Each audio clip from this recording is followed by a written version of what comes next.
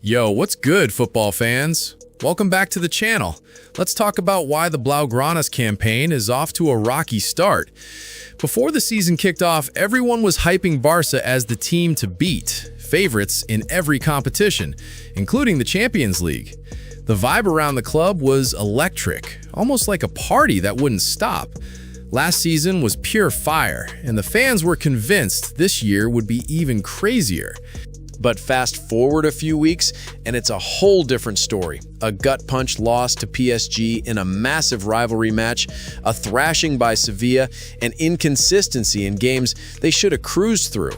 Rumors are swirling that the club's scrambling to sign a new center back, and some fans on X are even calling for Hansi Flick's head. Nobody saw this coming. So, let's break down the 5 big reasons why Barca's season is off to a shaky start. Buckle up, let's dive in. First up, let's talk about something even the best coaches can't control. Plain old bad luck. Seriously, Barca's been hit with some brutal misfortune right out of the gate. Sure, preseason prep, managing player workloads, and recovery plans, that's all on the coaching staff. But when everything goes wrong in the first few weeks, that's not just bad planning, that's straight up cursed. It's barely been 2 months, and their injury list looks like a war zone casualty report. Ter Stegen, out from the jump. Then Joao Garcia goes down, not with a tweak or a bruise, but a torn meniscus. He's sidelined for months. It gets worse. Gavi, who's already been out for over a year with a wrecked knee, gets hit again. Same knee, same injury, plus ligament damage. Surgery done. But the big question is, will we ever see the Gavi we knew under Xavi? That spark, that fire, there's a real chance it's gone for good, and that's heartbreaking for Barca fans. Then, you've got Lamine Yamal dealing with a double groin injury. Rafinha's out with a knee issue. Lewandowski and Frankie de Jong each picked up knocks. Alejandro Balde? Barely played since the season started, only showing up in the last couple of games. Even Bernal, who could have been a rotation option, is just getting cameo minutes after his own ACL tear. Bottom line, Flick's got no depth to work with. Half his starting lineup is either in the medical room or limping back to fitness, and we're just getting started. If this bad luck keeps up, turning things around is going to be a nightmare. Next up, let's talk about fitness, or the lack of it. Physical dominance has always been the cornerstone of Hansi Flick's teams. Think back to his Bayern Munich days, absolute beasts.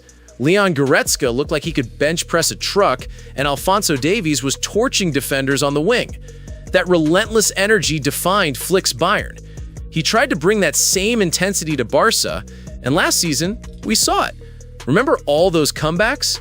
Games where Barca just wore teams down in the final minutes? You don't pull that off without being in peak condition.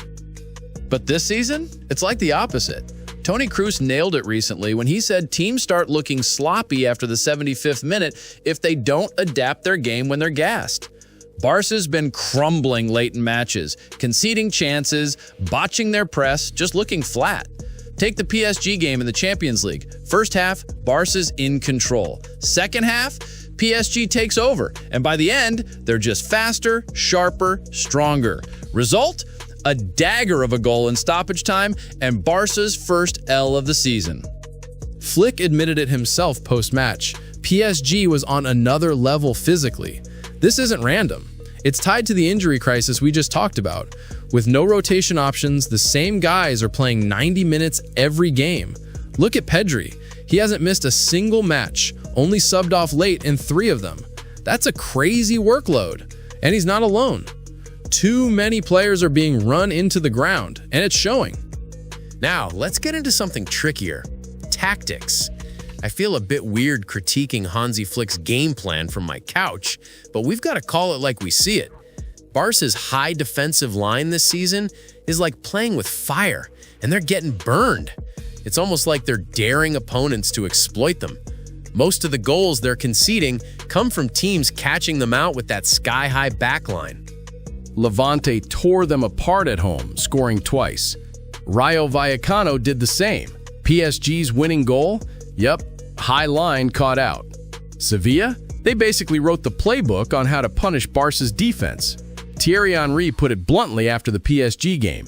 You can't play that high in the Champions League against top teams. You're asking to get exposed. He's not wrong. Last season, Barca's high line worked because they mastered the offside trap.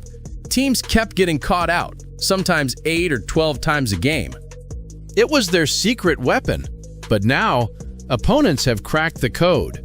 Look at PSG's late goal by Gonzalo Ramos. He starts in an offside position on purpose, times his run perfectly, and gets a head start on the defenders. Or Rayo Vallecano's goal, same deal. A player in offside is ignored, and someone else sprints from deep. Sevilla took it to another level, with 3 players offside but the pass going to a runner from deep, who then sets up the attack.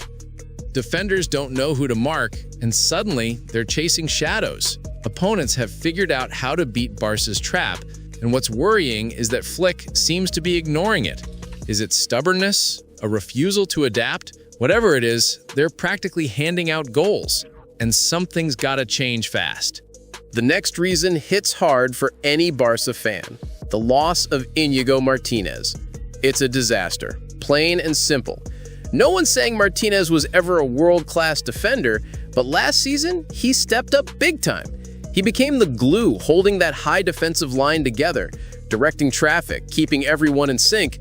Without him, the back line's a mess. He wasn't the fastest or the best in one-on-one battles, but he was smart, always in the right spot, rarely making mistakes. Plus, his passing was crisp, even by Barca standards. Paired with Cubarsí, they were a solid duo, both in defense and in building play from the back. Now, who's the replacement? Ronald Araujo seems like the obvious choice, but he's a totally different player. Araujo struggles with the high line, isn't great at playing out from the back, and sometimes makes boneheaded errors, like giving away a penalty against Sevilla out of nowhere. It's starting to feel like Araujo might be more of a problem than a solution. Flick's tried Eric Garcia in his place, but that feels like a Band-Aid fix. Garcia's been shuffled between center back and right back when Koundé's out or resting. He's not ready to be a starter. The reality is, there's no one to fill Martinez's shoes, and that's a massive blow to Barca's system. Finally, let's talk about the non-football stuff, because it's definitely having an impact. This one's controversial, but hear me out. Hansi Flick is all about discipline. Fines for being late, no flashy outfits before games, full commitment in training. He wants everything locked down. But lately, even Flick can't keep the chaos around Barca under control. The biggest distraction? Lamine Yamal. Look, the kid's a superstar, and yeah, he's young, so maybe we cut him some slack. But the headlines? Wild. Constant gossip about his love life, interviews with people he's gone out with, parties with celebs, and social media posts like, "I'm back and the world ain't ready." It's a lot. And it's not just about him, it's creating a vibe that puts pressure on the whole team.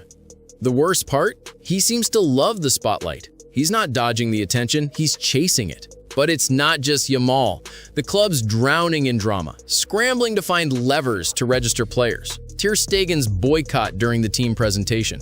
And don't get me started on the Camp Nou situation.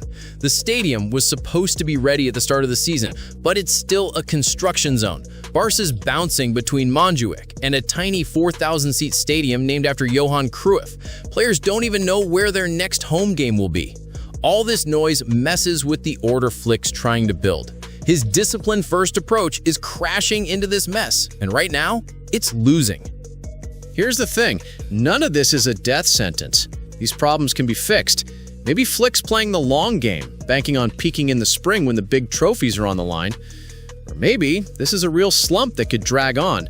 Barca's unpredictable right now. They could crash out of the Champions League to a team like Inter, or they could hit their stride and steamroll everyone. It's a tightrope.